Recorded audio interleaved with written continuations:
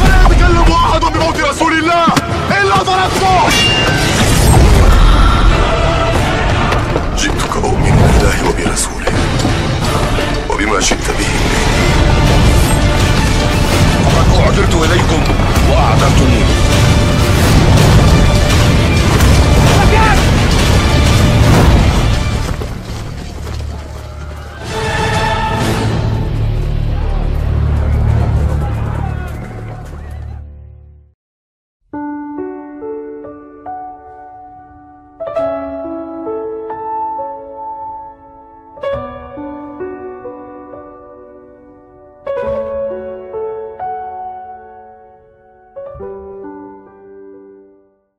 Ustadz, ya,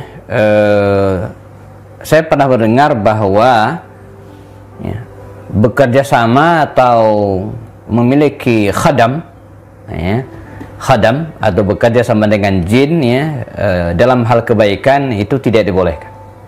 Padahal bukankah Allah SWT berfirman, ta'awanu 'alal birri wat taqwa, ya, dan saling bekerja samalah kalian dalam kebaikan dan ketakwaan.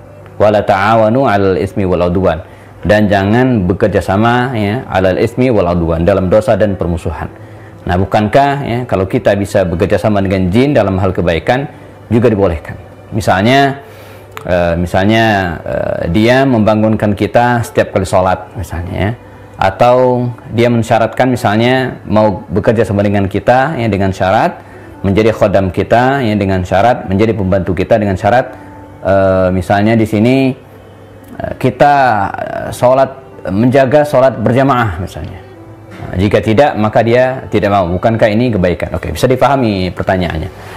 Ya, ini jebakan juga bagi kebanyakan orang, ya, bahwa ada yang menganggap ketika dia memiliki pembantu bangsa jin misalnya, yang dianggap bisa membantu meringankan sebagian pekerjaannya barangkali, mencari barang yang hilang, atau bahkan tadi disebutkan, nih, membangunkan dia ketika dia sholat subuh misalnya, susah bangun tapi dibangunkan oleh jin gitu kan. Nah, bukankah ini suatu kebaikan dengan dalil firman Allah Subhanahu wa taala tadi?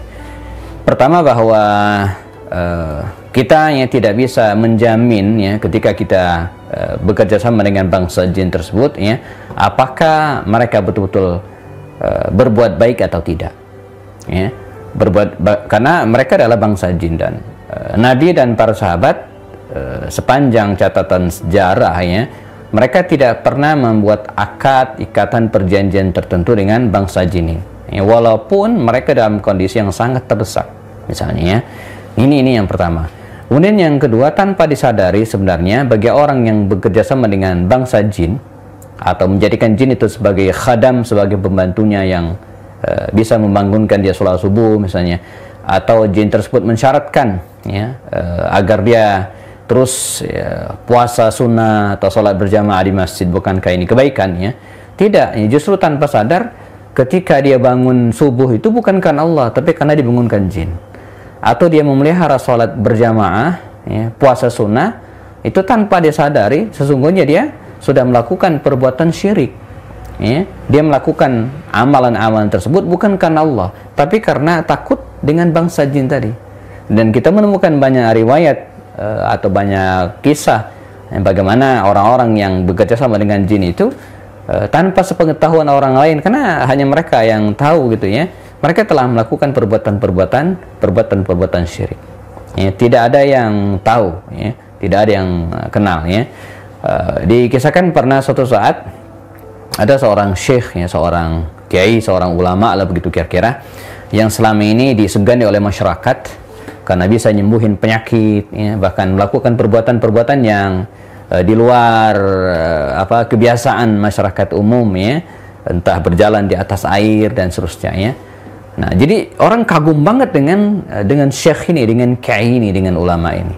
Tapi apa yang kemudian terjadi? Ya, ya, ketika suatu saat syekh ini meninggal dunia, maka, ya, salah seorang anaknya ini didatangi oleh jin dan kemudian mengatakan bahwa kalau kamu mau, ya, mewarisi, ya, kebiasaan-kebiasaan atau hal-hal yang di luar batas kemampuan manusia, ya, yang dimiliki oleh ayahmu dulu, maka lakukanlah apa yang pernah dilakukan oleh ayahmu.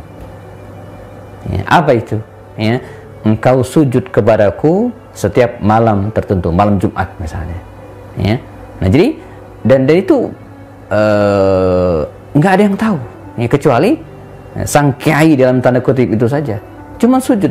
Bahkan ulama juga menjelaskan, ya, jangankan sujud, ya, ketika kita menyembelih seekor lalat yang kecil sekalipun, ya, untuk bangsa jin, artinya kita sudah mempersembahkan suatu bukan karena Allah Subhanahu wa taala.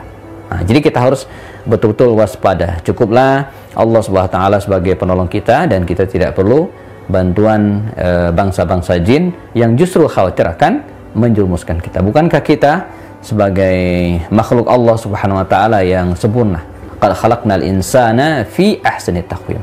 Sungguh kami telah ciptakan, ya, insan, manusia itu fi ahsani taqwim, ya, sebaik-baik penciptaan. Kita lah yang paling mulia di sisi Allah Subhanahu wa taala, dengan syarat tentu saja kalau kita bertakwa kepadanya.